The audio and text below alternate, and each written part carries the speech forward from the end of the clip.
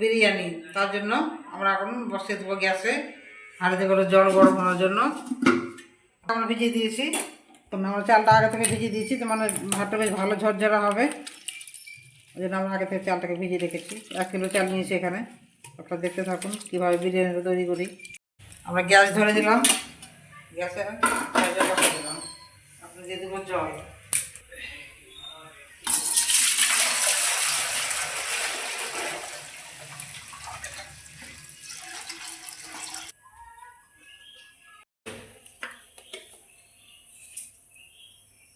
লবণ, স্বাদ মতো লবণ দিচ্ছি,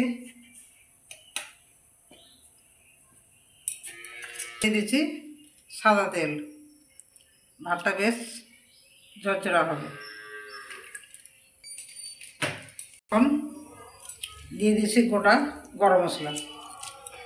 জলটা ফুটবে, তারপরে আমি চালটা ছাড়বো। আমরা এখন দিয়ে দিচ্ছি লেবুর রস।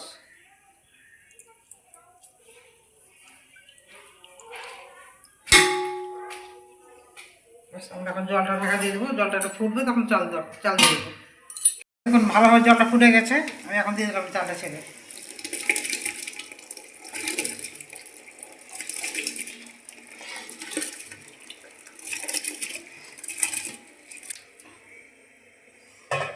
ফুটুক, ঢাকা দিয়ে দিলাম। ভালোভাবে ভাত সিদ্ধ হয়ে গেছে, আমি এটা এখন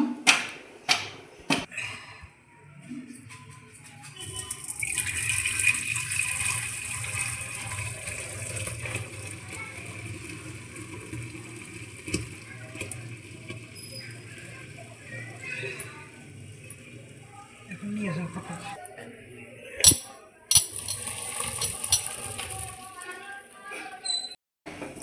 আমি বিরিয়ানি তৈরি করার জন্য আমি দিয়ে দিলাম কড়াইয়ে আলু সিদ্ধ হওয়ার জন্য। খুব বেশি সিদ্ধ করবো না, হালকা করে সিদ্ধ করবো, একটু লবণ দেবো।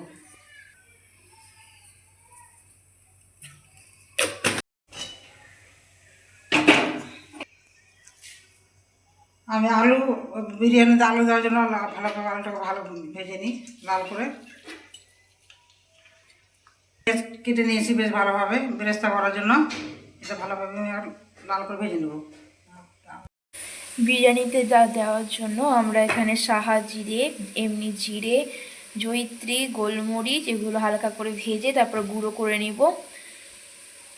চলুন গুঁড়ো করা যাক। দেখুন আমার বেরেস্তা ভাজা হয়ে গেছে, আমি এটা এখন তুলে নেব। খুব সুন্দর লাল হয়ে গেছে। বেশি ভাজলে তখন আবার তিতো তিতো লাগবে। বেশি ভাজলে ভালো লাগে না।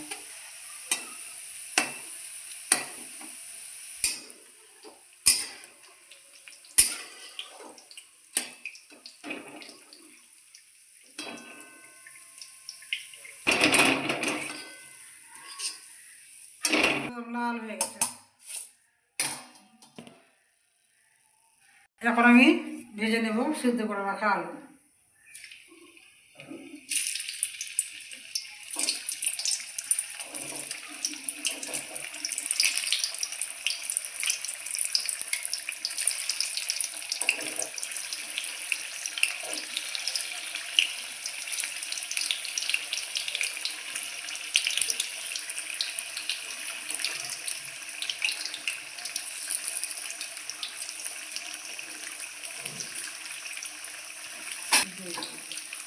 অল্প করে হলুদ দিচ্ছি।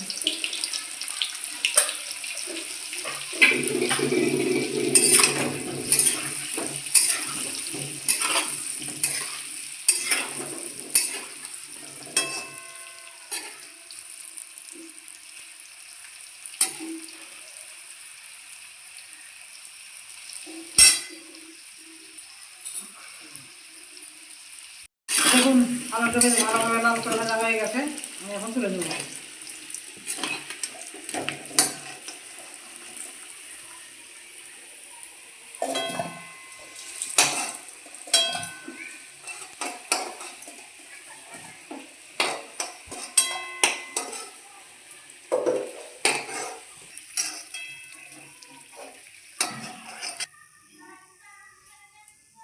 কড়াইয়ে পেঁয়াজ,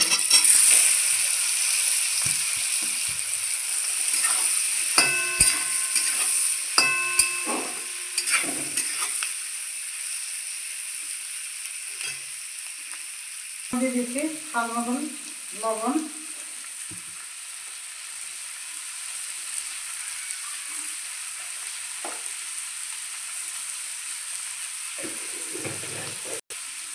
গুঁড়ো হলুদ,